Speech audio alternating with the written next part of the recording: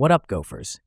In this tutorial, we will use the Go programming language to write a chatbot with chat history and which will be able to interact with our computer by calling tools that we specify.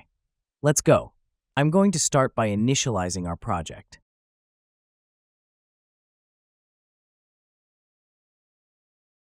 Next, I will create a main.go file from which we will run our program.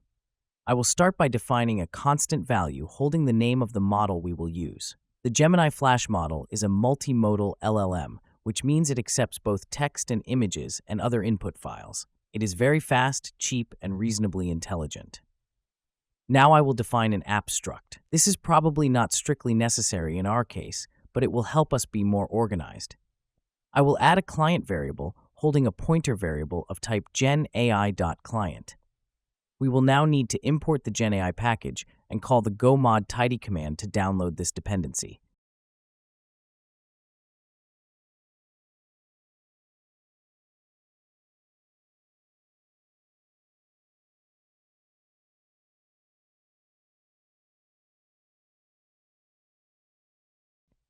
The client variable will be used to create a model from which we start a chat session. So let's define these variables in the app struct.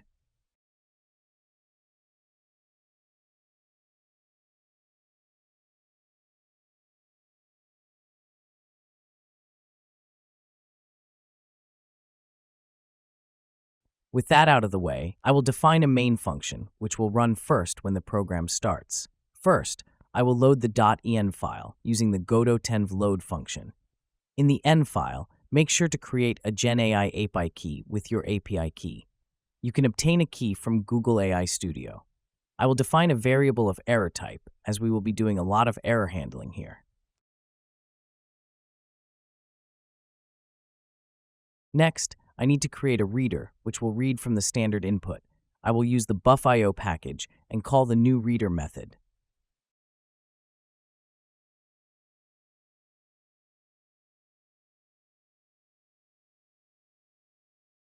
I will also initialize our app struct and store the address value to a variable called genAI app.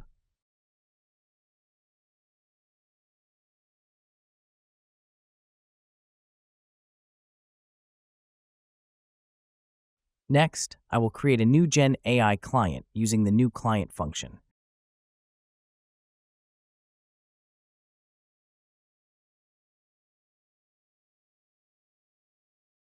This will return a new Google Generative AI client. In this function, we will pass an empty context and pass the API key. I'm going to simply copy this line from the example provided by the genAI package.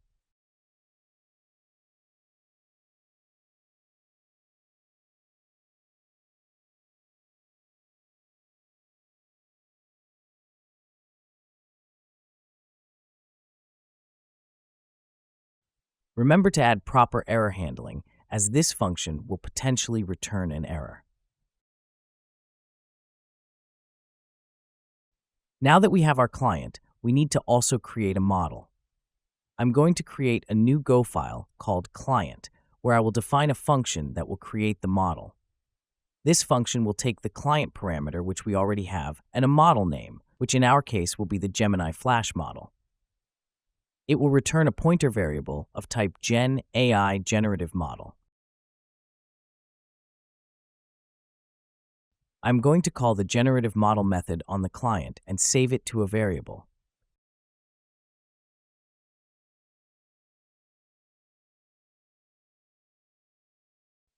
At this point, I could return this variable and be done with model creation, but the problem with that is the model, with its default settings, is extremely restrictive. I am not sure why Google does this, but it is so careful and sensitive that you're going to often get a blocked response and receive nothing but errors. For that reason, I am going to disable some of the safety settings so I can have a normal conversation about whatever I want. Please note that this doesn't make the model uncensored. It merely lowers the sensitivity level to something reasonable. If you want to interact with an uncensored model, I suggest you download and use some of the available open source models. To manage the threshold level, we modify the safety settings field of the generative model struct. You can see that we are able to pass an array of this struct and choose from predefined categories and thresholds. For example, I will choose a couple of predefined categories and set the threshold to block none.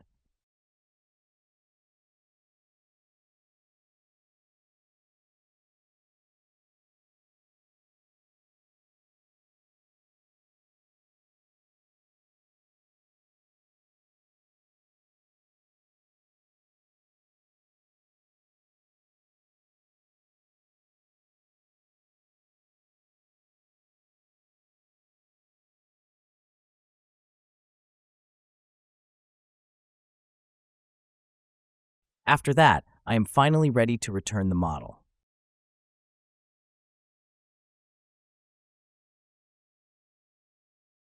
In the main function, I will call this newly created function and pass the necessary variables to create the model.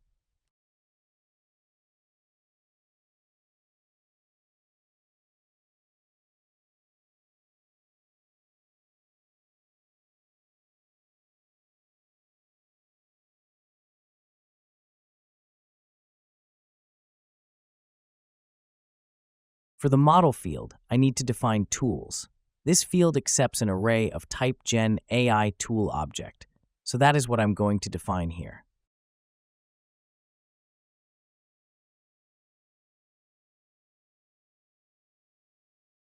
I will create another Go file, this time called tool.go. In this file, I will define all the tools that I want the model to use. I will create a variable called fileTools, which will contain a tool for writing to file. Inside of this struct, I define a function declaration list in which I literally declare the functions that AI can call at any point.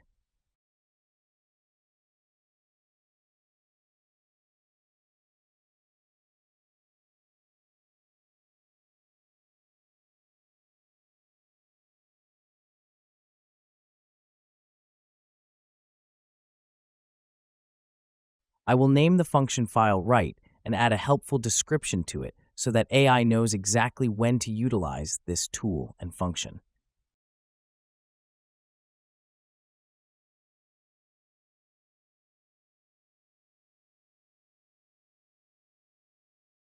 Then I need to pass a parameters field, which has to be a genAI schema type. So for that, I will define a new schema above and start populating it with the necessary fields. In the schema type I, we'll need to define parameters that the AI will call. Imagine it as function parameters.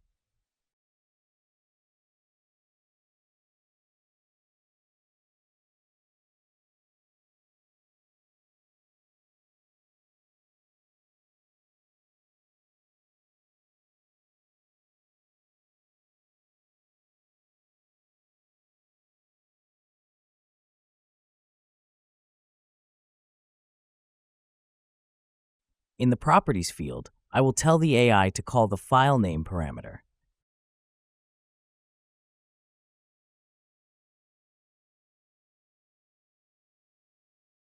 You can see that I can choose from many different types, but this parameter will have to be a string type, and it will be the name of the file that will be created if this tool is called.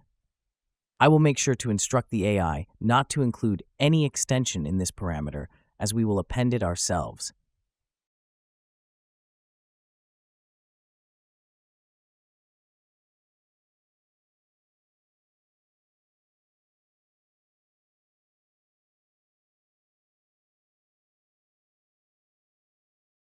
The second parameter will be content. Once again, it will be a string. As a part of the schema, I am able to specify which of the parameters are required. In our case, it will be all parameters, both file name and content, because we need both of them to create a file.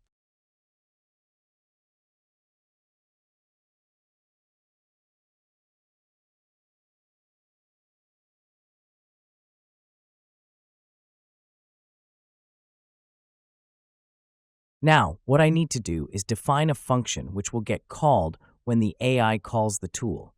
Basically, we are able to recognize which tool AI wants to call, but it will be our program that actually executes the function tool. So let's define it. I will do a very simple function, which will take the file name and content parameters. I will append a txt extension to the file name and get the path to user desktop folder, utilizing the user home dir function and then joining it with desktop folder name.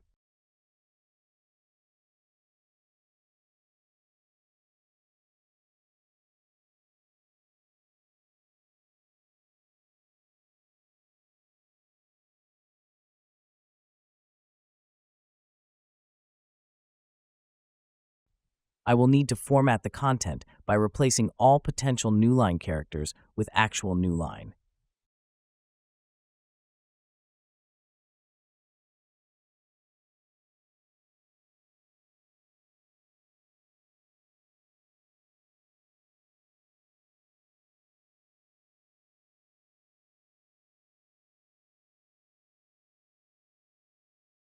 Then, I will call the write file method with the path and content parameters. It's a very simple function that will neatly demonstrate the tool calling capability.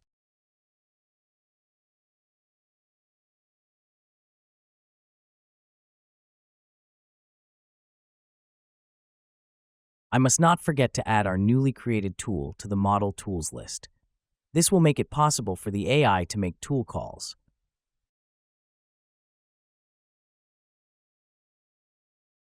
Now I will call a start chat method, which will return a chat session object and store it into our CS field.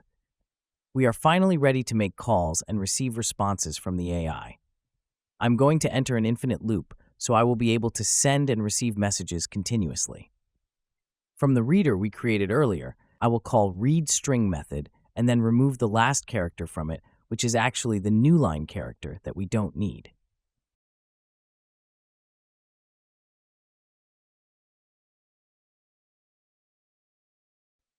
Now I will call sendMessage on the chat session object and save the response in a response variable.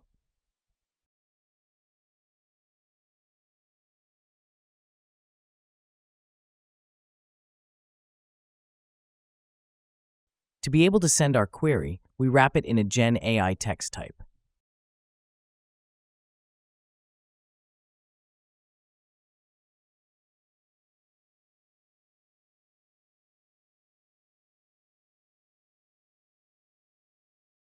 If we look at the response object, we see that it's actually quite a bit complicated. We see that the response contains a list of candidates, and each candidate has quite a complicated structure.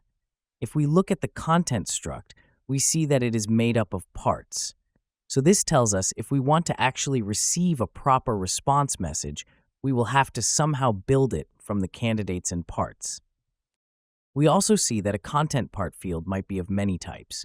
For example, we may receive simple text, a blog, or a function call. So obviously, we need to implement some sort of type assertion and implement proper handling. Mainly, we will be checking if the response contains a function call, and if it does, we will validate all the fields and then finally call the method that AI wants to be called. After that, we will have to send a function response back to the AI so that it has information on the result of that call.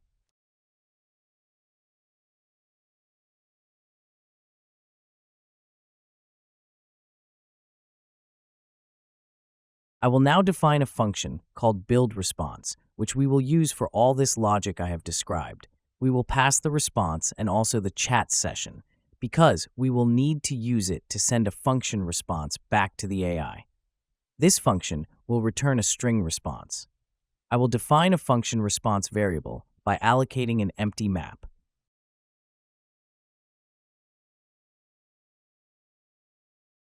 Now, I will loop through the parts of the content of the first candidate of AI response.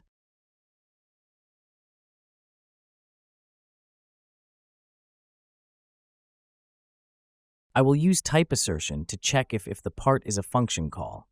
If this part turns out to be a function call, it means that AI has requested for the tool function to be called, whichever that might be, and provides us with all the parameters we have described in our schema earlier.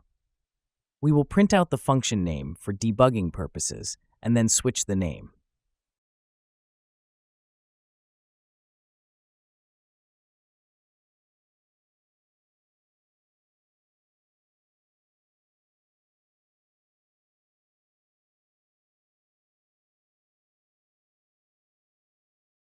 Technically, we don't have to switch since we only defined one function, but it's good practice. We can also define a default case and throw an error response there. Before we call the write function, we have to validate that all the parameters are correct type. I will use type assertion once again, and if this fails, populate the function response map with proper error message so that when we send it to AI, it knows what it did wrong and can fix it in the next function call.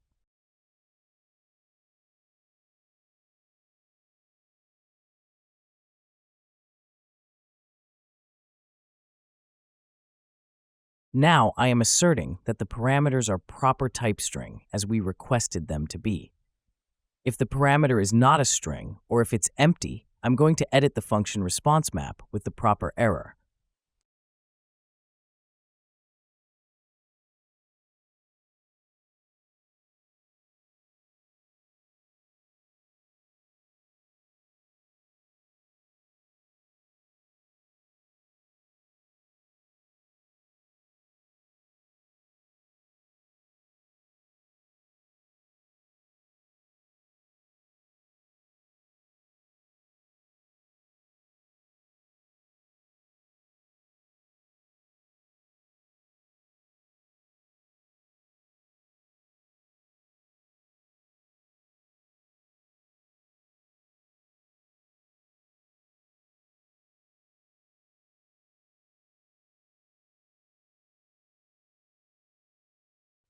Finally, we call the write desktop function with the supplied parameters. If no error is returned on this function, we make sure to put a success message in the map variable.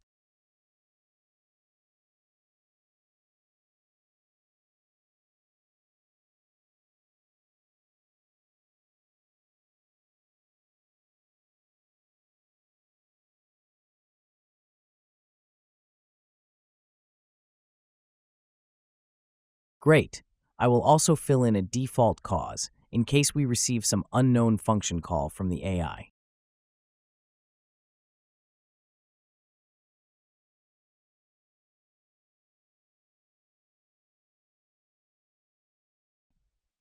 Now, what we have done is extracted any possible function calls, validate the parameters, and if everything is okay, execute the desired function and save the result of it into the function response map.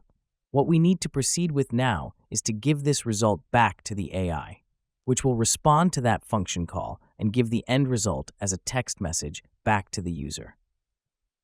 Or in case the function fails for some reason, AI can either attempt to call the function again or pass the error to the user. I will first check if we attempted to run any functions by checking if the length of the response map is greater than 0. If it is, I will use the existing chat session to send a message to the AI. This time, a function response with parameters of a generic name and mainly the response, which will carry the actual response generated by the code we have just written.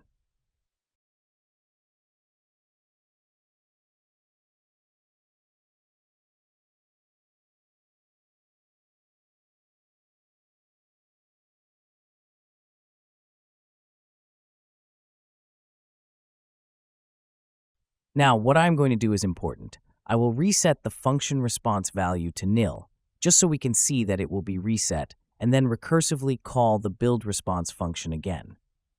The reason why am I doing this is because at this point, the AI model might want to call a second tool right after that first one.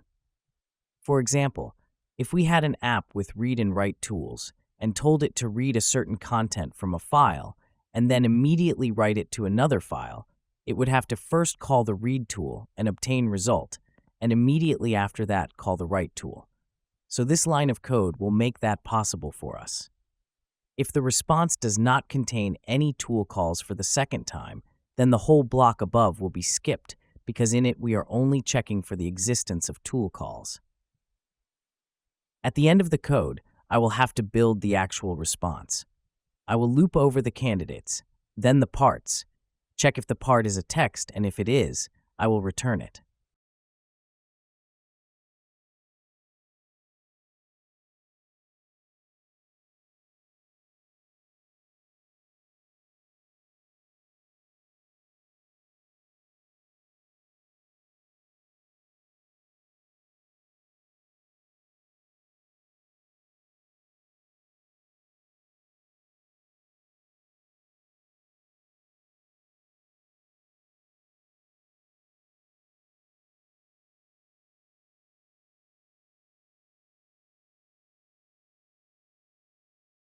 At the end of the function, I will return an empty string so that the return value of our function is string, and our program will compile.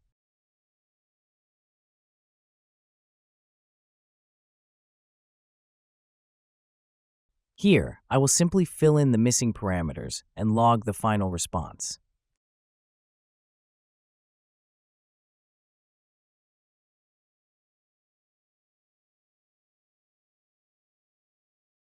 All right, we are done. Now let's compile this project and run it and see if it works. I'm going to use the go run command on the whole project, which will build and run the binary. Hello. Nice. We have got a friendly response, with emojis no less. I'm going to tell it my name and see if it remembers. We can see that throughout this session, the AI keeps memory of our conversation. This is thanks to the genAI module, which does the heavy lifting for us. Now, I will give it a task and see if it can actually call tools.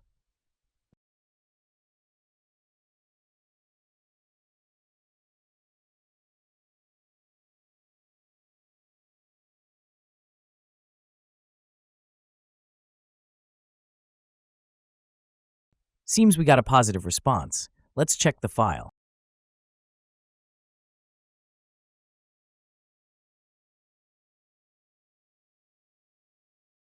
The file is written and it contains a joke, just like we asked. Perfect.